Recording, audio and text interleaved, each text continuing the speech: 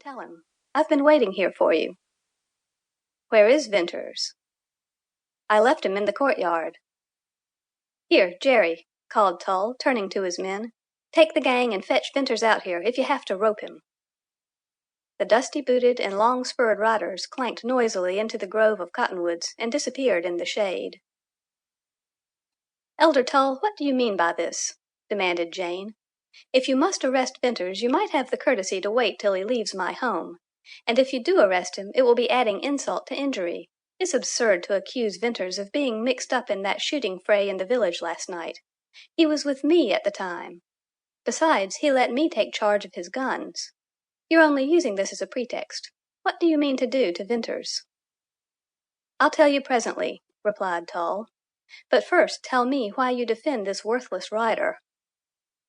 "Worthless!" exclaimed Jane indignantly. "He's nothing of the kind. He was the best rider I ever had. There's not a reason why I shouldn't champion him, and every reason why I should. It's no little shame to me, Elder Tull, that through my friendship he has roused the enmity of my people and become an outcast. Besides, I owe him eternal gratitude for saving the life of little Fay." "I've heard of your love for Fay Larkin, and that you intend to adopt her. But Jane Withersteen, the child, is a Gentile." "Yes, but, Elder, I don't love the Mormon children any less because I love a Gentile child. I shall adopt Fay if her mother will give her to me." "I'm not so much against that. You can give the child Mormon teaching," said Tull. "But I'm sick of seeing this fellow Venters hang around you. I'm going to put a stop to it. You've so much love to throw away on those beggars of Gentiles that I've an idea you might love Venters." Tull spoke with the arrogance of a Mormon whose power could not be brooked, and with the passion of a man in whom jealousy had kindled a consuming fire. "Maybe I do love him," said Jane. She felt both fear and anger stir her heart. "I'd never thought of that. Poor fellow, he certainly needs someone to love him." "This'll be a bad day for Venters unless you deny that," returned Tull grimly. Tull's men appeared under the cottonwoods and led a young man out into the lane. His ragged clothes were those of an outcast, but he stood tall and straight, his wide shoulders flung back, with the muscles of his bound arms rippling, and a blue flame of defiance in the gaze he bent on Tull.